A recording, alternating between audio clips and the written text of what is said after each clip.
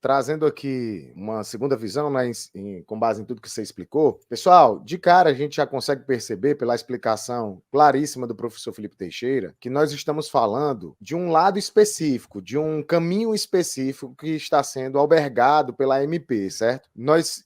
Ficou claro que quando nós estamos falando dessa recuperação de créditos que você está fazendo com base em levantamentos e o processo administrativo, a gente não está falando disso aqui, certo? A MP não alcançou a compensação desses créditos, nem os pedidos de restituição, por exemplo, feitos por empresas optantes pelo Simples Nacional, ou empresa do lucro presumido e do lucro real que fez, através de pedido de restituição ou declaração de compensação, o seu processo para recuperar algum valor que foi pago indevidamente. Não, isso não está contemplado naquilo que foi trazido pela MP.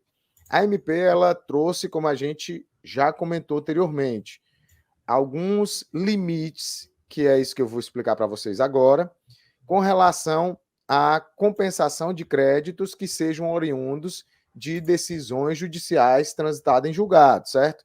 E aqui ela trouxe basicamente 3 grandes critérios, né, que foram, obviamente, mais disciplinados, né, foi detalhado na portaria do Ministério da Fazenda, mas basicamente era a graduação da compensação desse crédito em função do valor. Então, a depender do valor, e aqui é interessante e importante vocês ficarem atentos ao valor, tá?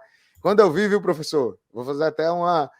Não posso deixar passar, não posso perder essa oportunidade, mas quando eu vi um monte de tributaristas na internet dizendo assim, poxa, agora complicou minha vida, eu disse, rapaz, graças a Deus, esse pessoal está muito bem, porque quando a gente fala sobre o alcance da MP, ela foi específica em dizer, em tratar, né, de créditos tributários superiores a 10 milhões. Então, esse pessoal todo que estava reclamando estava preocupado porque os seus clientes que têm essas decisões em valores superiores a 10 milhões não iam poder compensar integralmente, né? Então, eu honestamente fiquei assim, poxa, o pessoal está ganhando bastante dinheiro com recuperação de créditos, graças a Deus, né?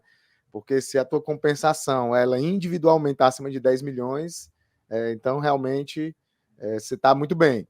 Mas então, assim, pessoal, não que não tenha, tá, pessoal? Tem créditos desses aí que nós fazemos os levantamentos que são multimilionários, mas nós estamos falando aqui de uma limitação que não atinge a totalidade das empresas, e eu vou até ser mais, talvez, é uma estimativa aqui, meio que um chute, né? Não atinja a maior parte das empresas que estão pleiteando créditos, porque, pelo menos dentro do que eu costumo ver no dia a dia, olha que eu lido com bastante tributaristas, a maioria está no âmbito ali administrativo e de créditos bem menores, né? De créditos bem menores. Aqueles que estão, porventura, trabalhando também na esfera judicial, trabalham com um volume variável de créditos. Então, tem várias empresas cujo crédito está inferior a 10 milhões e outros que... E depende muito da tese também, né? Isso depende é muito muito da tese. relativo. Então, não vejo, professor, o que é que eu estou querendo dizer? Eu não vejo justificativa plausível para esse clima de velório das pessoas de que a recuperação acabou. Não, eu, particularmente, não vejo isso. Eu vejo que, de fato, houveram algumas restrições, né? Que é, primeiro, essa graduação em função do valor do crédito. Você... E ainda tem limites, né? Não sendo inferior a 1/60 do crédito essa graduação, ou seja, eu vou dividir o valor do crédito por 60. Então, essa graduação estabelecida pela portaria não poderia limitar mensalmente o valor do crédito para ficar inferior a 1,60. Então, 1/60, né? Então, existe ali até um critério. Então, assim, se seu crédito é realmente muito vultuoso, você não vai perder o direito de compensar um valor significativo. Eu, particularmente, enxergo assim. E, como eu falei anteriormente, se aplica apenas nas decisões cujo valor total seja acima de 10 milhões de reais. Então, existem aí critérios estabelecidos pela medida provisória e disciplinados por meio da portaria número 14 do Ministério da Fazenda, que trazem essas situações. E aí, professor, se você quiser comentar aí cada uma dessas situações ou abordar também aquelas perguntas, né, ali de forma mais profunda, como é que fica o simples? Como é que fica o pedido de restituição? Como é que ficam as compensações que estiverem fora desse contexto? Como é que vai funcionar? Se quiser abordar isso, fica à vontade. Professor Felipe, eu acho que a gente poderia já entrar na porta, porque assim, a medida provisória, ela trata do assunto de forma muito genérica. É a portaria, né, a portaria normativa número 14, né, de 2024, que trata o assunto de forma mais específica. Se você conseguir aí, professor Felipe, espelhá-la, Pronto, né? já está aqui. Pronto. Essa portaria nós vamos ver que ela deixa bem claro o que é que o governo federal tem de estabelecer. Né? O que ele tem de estabelecer são limites por faixa de crédito. Então, vejam aí no artigo 1º, no parágrafo 1º, nos incisos seguintes, depois vocês podem ver com calma, que ele começa a dizer, logo no inciso 1º, o seguinte: créditos cujo valor esteja entre 10 e 99 milhões deverão ser compensados no prazo mínimo de 12 meses. E aí ele vai aumentando esse escalonamento. Entre 100 e 199 milhões tem que ser compensado no prazo mínimo de 20 meses. O que é que o governo está dizendo? Está dizendo o seguinte, olha, se você tem um crédito, por exemplo, de 100 milhões de reais reconhecido numa ação judicial transitada em julgado, você não vai poder utilizar esse crédito, por exemplo, professor Felipe Guerra, em 6 meses. Você não pode. Né? Mas eu tenho que utilizar em 6 meses, porque em 6 meses eu pago 100 milhões de tributo, então quero logo queimar esse crédito em 6 meses. Não pode mais. Você tem que usar em, no mínimo, 20 meses. Agora, olha o absurdo. Se a gente for parar para pensar, professor Felipe Guerra, o que o governo está fazendo na prática, por meio de uma medida provisória, é um empréstimo compulsório. Porque o que ele está fazendo? Ele está dizendo, olha, você tem um crédito aqui de 20 milhões, esse crédito é líquido e certo. Não existe mais dúvida em relação a esse crédito. Ele está reconhecido em sentença judicial transitada em julgado. Ele existe, é verdadeiro. Mas você não vai poder utilizar agora, não. Esse crédito aqui de 100 milhões, você vai poder utilizar no prazo de 20 meses. Por quê? Porque eu estou dizendo.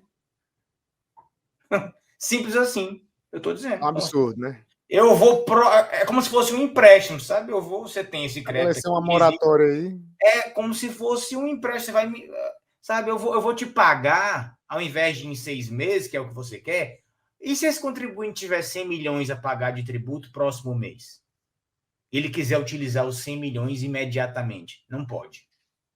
Você vai ter que usar em 20 meses, né? No mínimo, em 20 meses, esses 100 milhões. É isso que essa medida provisória está estabelecendo. Né? É um empréstimo. Para quê? Porque quando o contribuinte obtém um crédito por meio de sentença, né, o que ele está obtendo por meio dessa sentença é uma dívida a favor do governo. Né? É contra o governo, desculpa. A favor do contribuinte contra o governo. O que o governo está querendo por meio dessa medida provisória, detalhada por meio dessa portaria, é um alongamento do perfil dessa dívida. Né? Ele está querendo alongar o perfil dessa dívida na canetada, na amarra. É evidente, pessoal, que isso aqui vai gerar tanta judicialização. E o pior, viu, professor Felipe Guerra? Repare, tanto na medida provisória quanto na portaria, que não se diz aqui para quem é que vale isso. Quem já tem ação transitada em julgado se submete a essa medida provisória? Ou é só para quem ainda não transitou a ação? Quem já ajuizou a ação, mas ainda não transitou a ação, se submete a essa MP?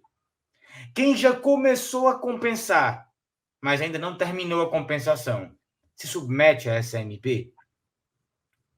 E é interessante, né, professor? Porque, assim, essas tentativas do poder público de protelar o pagamento de dívidas, elas acontecem muito, né?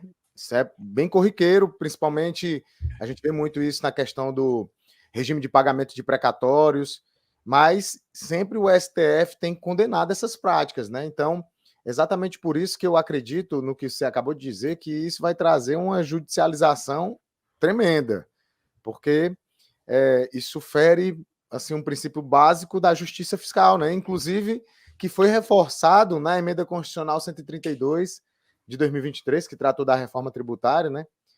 Da gente ter uma justiça fiscal agindo muito na defesa do próprio contribuinte, né? Que é, nessa relação jurídico-tributária, o elo mais fraco, né?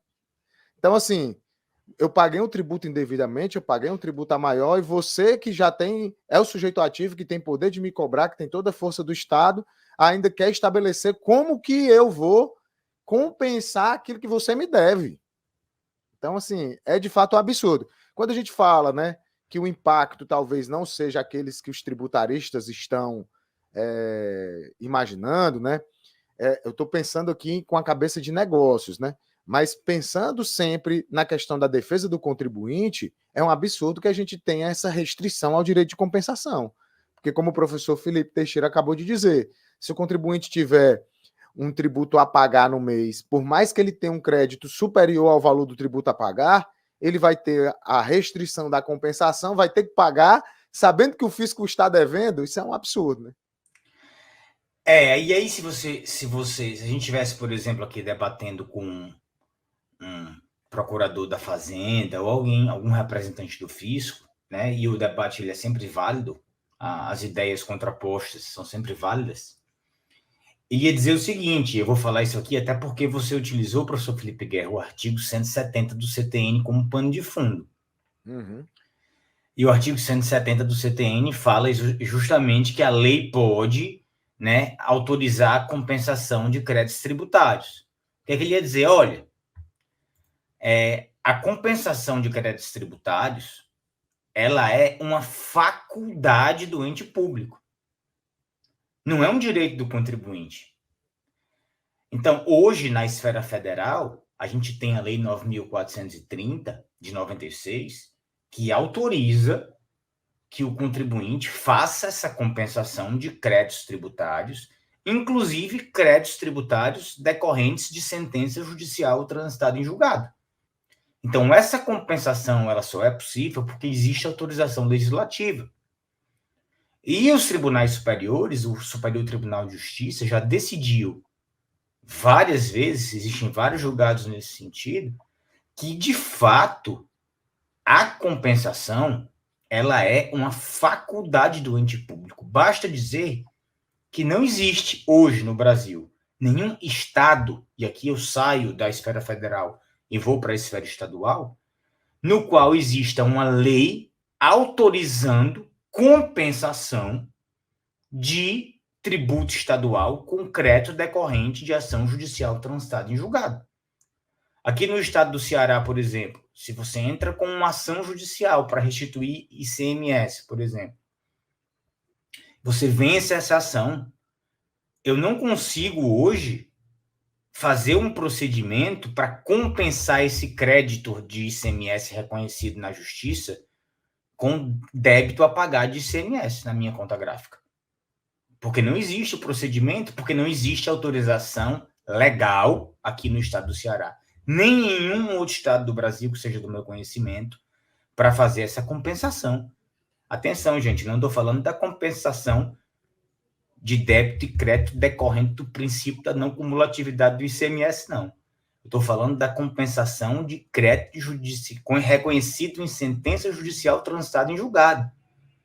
E muita gente entra com mandado de segurança para forçar o Estado a fazer essa compensação, e o que é que os juízes dizem? Opa, mas não existe lei estadual autorizativa da compensação. E a compensação é um instituto que só existirá se houver lei autorizativa local. E na esfera federal, tudo bem, a gente está aqui, né, dizendo que é um absurdo, né, e eu concordo que é mesmo, essa limitação da medida provisória, mas essa autorização, só existe compensação na esfera federal porque existe lei autorizativa. E graças a Deus que existe, né, a lei autorizativa, e existe esse instrumento excelente para o contribuinte chamado que é a declaração de compensação na esfera federal. E aí, gostou desse vídeo? Então vou fazer o pedido de sempre, você já sabe. Clique em curtir, se inscreve no canal, ativa as notificações. Nós estamos com uma meta de agora atingirmos a marca de 70 mil inscritos. Então participe, eu conto com a sua ajuda. Vai lá, se inscreve e eu te vejo no nosso próximo vídeo.